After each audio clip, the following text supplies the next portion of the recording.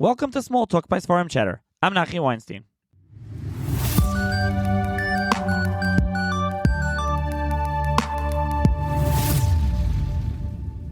On this episode of SmallTalk, I'm going to be joined by Rabbi Yitzhak Berdugo, who's a rabbi in South Florida, and he's the editor and translator of Understanding Chazal, which is a translation of Rabbi Avram ben Arambam's discussion of Agadata, published by Dat Press, as well as a new book, which we'll be discussing here in this episode, called Matza, a halachic guide to baking matzah for Sephardim and Ashkenazim, again, published by Dat Press. So, Rabbi Berdugo, what can you tell the listeners about this book? Sure. So, first of all, thank you so much. It's an honor to be here. So, this book was a slow evolution of my relationship with matzah baking over the years. It first started off when I was in Israel, post-high school, in a yeshiva called Derech Or Sameach. And there, for one of the tiyulim, we went to Mesharim, and they just kind of threw us in there to bake matzah without really knowing the halachot. They just gave us maybe a 20-second little rundown of what to do, what not to do. And then we baked our traditional hard matzot. From then, perhaps a few years later, I got married and I was living in New York. And I went to my mother-in-law's kitchen and I asked her, do you mind if I convert your kitchen into a matzah factory? I was learning at the time with a chavruta who was from the yeshiva of Kisei Rahamim. And in Kisei Rahamim, a lot of the Talmidim they produce, they're very into doing things in Maaseh. They're in standard, they're shochatim, moalim, soferim. They get everything, part of the curriculum there. And so the chavruta I was learning with, he also had experience baking matzot, and not only regular matzot, but the soft matzah, which I always dreamt of having. I didn't come from a family that had that custom per se, at least not from my father or grandfather. I'm not sure what they did 100 years ago. However, I was a little rebellious, and I said, let's do it. Let's have some soft matzah. And my in-laws, they're Persian, and it was a little rebellious for them as well, because in Iran, they had very large, hard, thin matzot, similar to the Ashkenazi matzot. So we did it. We baked matzot, and we had delicious soft matzah that you can bend and do proper korech, meaning you can wrap it, which is what the word actually means. And I developed a love and relationship with baking matzot. And then when I moved back to Florida, as years went by, I started almost every year baking matzot in my own house. I did it with a simple uni, buying one of those pizza ovens and having some of my students and friends and family come, and sometimes once or twice before Pesach, we would start baking our own matzot. And as that was happening, I would always go through the halachot year after year. And I decided maybe 3 or 4 years ago, or it could be 3 years ago, that I just started writing down a little kitzur of the halachot that are important, so that I could have my students also go over them before they would come with me and bake the matzot. And I noticed also that it wasn't only me when I went to that matzah factory when I was younger, but many people, they just go with a chabura to go bake matzah, and they're not really so aware of the small, easy intricacies that are important to know before baking a matzah. So I wrote those halachot, and then at the same time I'm working on my own little personal shoot. And I worked on a few teshuvot. One of them was, soft matzah for Sfaradim and even Ashkenazim. Is that permissible? I would always get into the situation of what type of flour is considered shmura flour, because if you try to buy shmura flour, it's extremely expensive. And a lot of the matzah factories, especially here in Florida, if you try to buy it from them, they're very... I wouldn't say stingy, but they don't really want to sell it, because they can make a lot of money with each pound of matzah that they produce from it. So it's hard to sell, or hard to purchase from them. So I got into, really learning the intricacies of what's shmura flour, that which you can use to make your matzah. And another sugya that I dealt with was oats. The Chameshet Minim is oats, or from the Torah, it's called shibolet shual. is that one of the Hameshet Minim? So I did a lot of study and research into that, and I wrote maybe let's say 11 to 12 page teshuvah, or maybe 15 page teshuvah in Hebrew on that. And then with my good friend Sina, who is in charge of Dot Press, I asked them, maybe it was like 2 or 3 weeks ago, I said, listen, I have this little kitzur of halachot on baking matzah. And I noticed over the past years, there's been this revolution of people wanting to make matzah at home. There's videos online, both in Hebrew and English. There's been this revolution of a lot of people eating soft matzah. You have even Rav Shechter now saying it's okay. I mean, it's been for years, but there's a whole rate about soft matzah as well, and people are doing it at home. So I said, I think it's a good idea. We put out this book, and those who are baking at home, at least they can have some type of concise guide of what's okay, what's not okay, and a basic guide that will instruct both Sephardim and Ashkenazim if they choose to bake matzah. And so that's how this book came about. And some of those tshuvos that you mentioned are translated in the back of the book. I'll mention the extra material here before we get into the actual book, but you have an essay, Matza or Crackers, Responza, Shmura wheat handled by non-Jews, and Responza, are oats considered one of the 5 species of grain. So what you mentioned, that's in the end of the book. But first, before you talk a little bit more of the book, I want to ask you, you talked about soft matzah. That's not about what the whole thing's about. Again, it's just a halachic guide, a short kitzur of baking matzah and all the different aspects of that. But your name Berdugo, I assume you're Moroccan. So the Moroccans, do they don't eat soft matzah? Like, who generally of the Sephardim, obviously being Ashkenaz, don't eat soft matzah? Who eats soft matzah? That's good that you know about Berdugo being Moroccan. Very nice.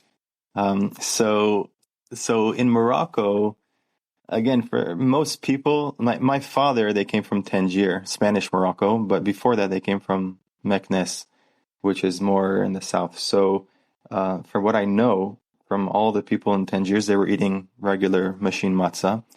The truth is, I believe that just like it happened in Europe, already the Avnei Nezer started complaining about people making matzah. I'm sorry, not making matzah anymore, rather buying it from a baker. And he was very upset about that.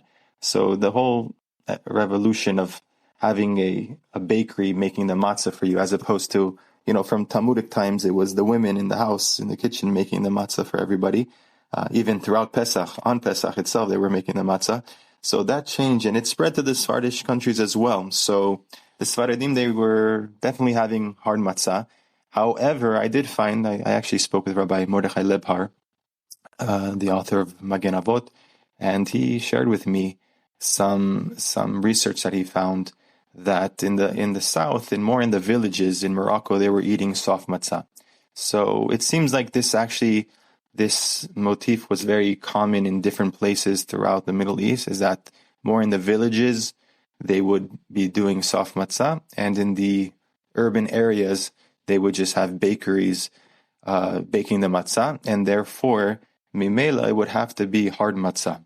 Because when you're going to make matzah before Pesach, if it's going to be soft and you don't have refrigeration or freezers, not refrigeration, but freezers, then the soft matzah gets very hard. It's almost impossible to eat. It'll break your teeth. It gets hard after a day or two.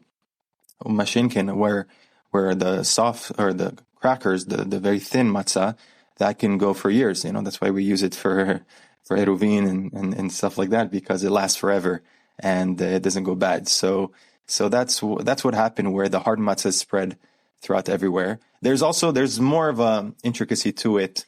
From my research, it seems like the custom already, believe it or not, it seems like hard matzah started from the Sephardic countries, meaning from Spain. The Tur already mentions in Barcelona that he saw that people started baking their matzahs before Pesach because it was a chumrah they did. What was the chumrah? They didn't want any chametz to be problematic during Pesach, meaning if you bake before Pesach and there's a kol shehu of chametz, it's going to be bottled before Pesach.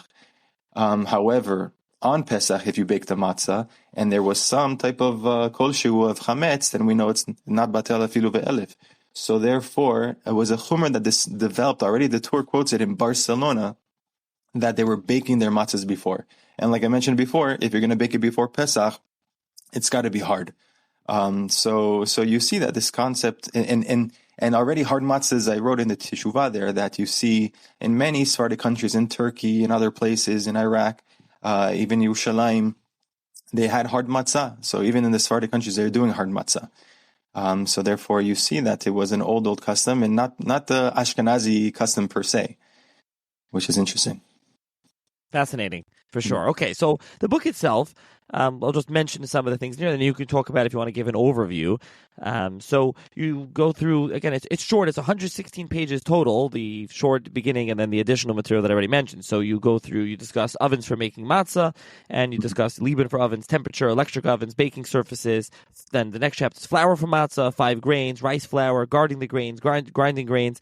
Then you have the next chapter is water for matzah, mayim shalanu, drawing water, tap water, refrigerated water. You go through all the aspects. Chapter 4, salt and spices, salt and matzah, seasonings. And then you go through for the sake of the mitzvah, lishma. And then chapter 6 is who may participate, excluded individuals, adults, shomer mitzvot, women. Then you have chapter 7, cleanliness, hands and nails, mouth and beards, towels, gloves and clothing. 8 is working the dough, constant work, time allowed, what is considered working. 9 is preparations, room temperature, oven proximity, preparation space. 10 is amounts of the size of dough and separating challah. 11 is the mixing, adjusting consistency and cleanliness. 12 is shape and thickness. Again, that's width, thickness, designs, holes. 13 is baking. 14 is fully baked.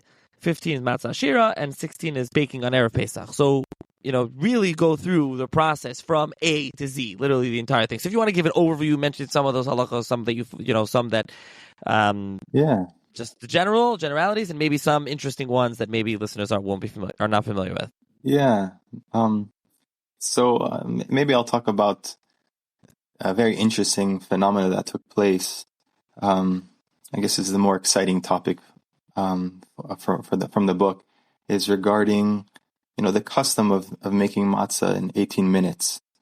So the Gemara does tell us that the amount of time for something to become chametz, and the Gemara clearly states that as long as a person is working the dough, even all day, it's not going to be mahmitz. It's not going to turn into chametz. So what's very fascinating now, that everywhere throughout the world, everybody has 18-minute matzah.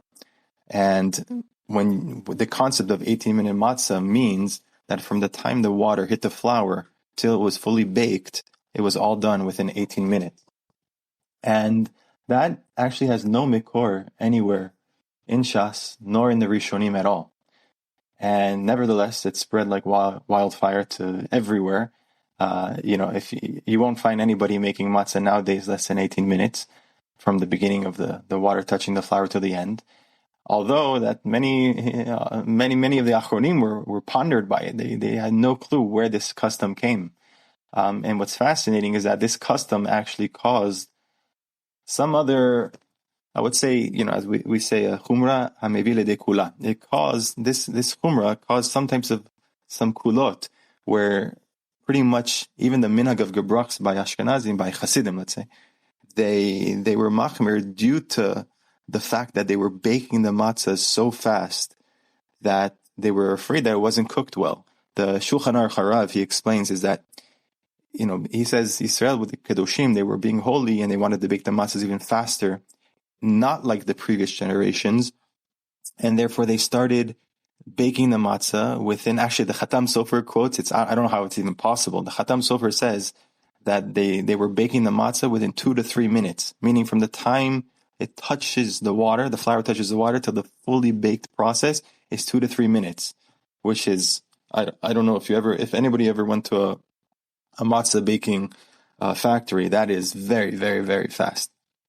And so because of this chumrah of, baking it so fast, the Shulchan Aruch Harav, he mentions that he would see matzah that comes out and there's flour all over the matzah. And therefore that could be a problem if it touches liquid. Again, many poskim argue on that. They say that's not something to be choshesh for, because once the flour is already baked or it's already roasted, it's not machmitz anymore. So therefore, they're not choshesh for what the Shulchan Aruch Harav says, even if you find flour on your matzah. And the truth is that a lot of the great bakeries, I have some cousin-in-laws that come from Brisk or from other places, and they say, I'm only going to eat this matzah that they bring, and they bake in the factory, and you see it, and it's filled with flour all over it. And I'm like, okay, you can eat that matzah. I prefer to eat my matzah that I took 10 minutes to work the dough. And I know for sure that all the flour really penetrated into the water and it mixed very thoroughly. And then besides the fact that the more you actually work the dough, the better tasting and the softer and more flexible the dough becomes, and you get a better product.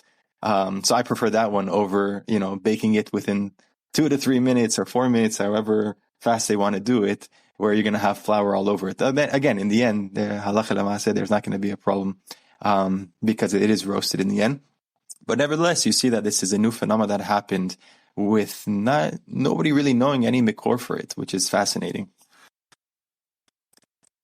So the book, it says, as I mentioned at the beginning, halacha guide to baking matzah for Sephardim and Ashkenazim. Yeah. So do you end up going, you are Sephardi, do you go more Sephardi, or is it both Sephardi and Ashkenazi? You really try to just lay the halacha down on everything. Again, it's a short, obviously it's a short, it's a kitzer, as you said, halacha, but you try to just do both sides. Yeah, it's a kitzer, and I used, a lot of Mishnah Berurah. I used Chut Shani. I used as many Sfarim as I could find. And it's for both Sephardi Ashkenazim. Whenever there is a difference, I do mention it. But sometimes, just because a rabbi is Sephardi or a rabbi is Ashkenazi doesn't mean that their psak is not going to be good for both.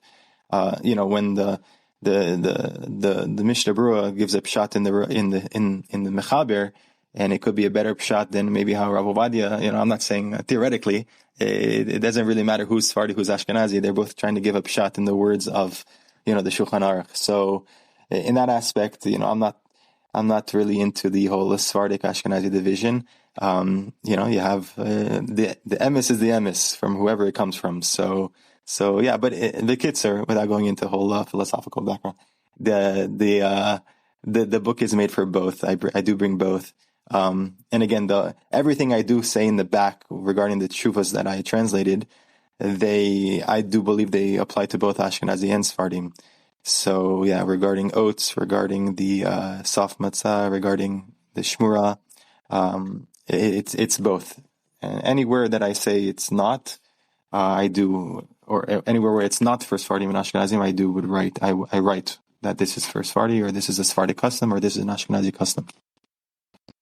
Okay, so you mentioned in the beginning that this book is, you kind of alluded to this, but I just want to clarify, is this book meant for, you were gearing this towards people that are trying to bake matzah themselves, or even for those that are just anyone that wants to learn about it? Someone's going to matzah bakery, said with a chabura, they're going to bake matzah, they should just know all the halachos. What are you trying to accomplish with the book?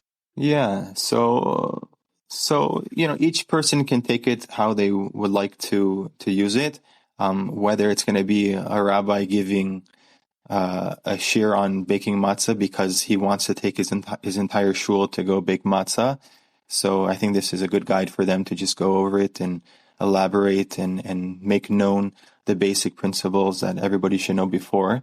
To tell you one personal story is that I didn't know when I was going to this factory about really anything about matzah, and I started taking some dough in my hand and playing with it for a couple of minutes, and then I as a kid, I always liked raw dough, so I would just start chewing the raw dough, and then after just playing with it until, some guy, one of the mashgichim there came and started yelling at me. So, sometimes you go to these matzah factories and you have no clue what's going on, and I've seen that a lot. So I think it's a great safer just, to get a very simple understanding of what to do, what not to do, educate people before they go. And then for those who want to make matzah at home, I think it's a beautiful thing to do. And I think, there's a lot of people doing that nowadays. But unfortunately, some people do it. They just want to jump into it and do it without really going through something. Rather, they just want to watch a few videos online and say, oh, I can do it too. But it's important to go through the halachas because we are dealing with something that's very serious, very chamur. So, you do have to go through the halachas. So it's good for them as well, for those who want to bake at home. So its usage is for multiple different people and use case scenarios. Okay, so I will link to it in the show's notes. It's available on Amazon, and I'll put that link, and anyone interested can purchase it. And thank you, Rabbi Berdugo, for joining me on this episode of Small Talk. Thank you so much. Take care.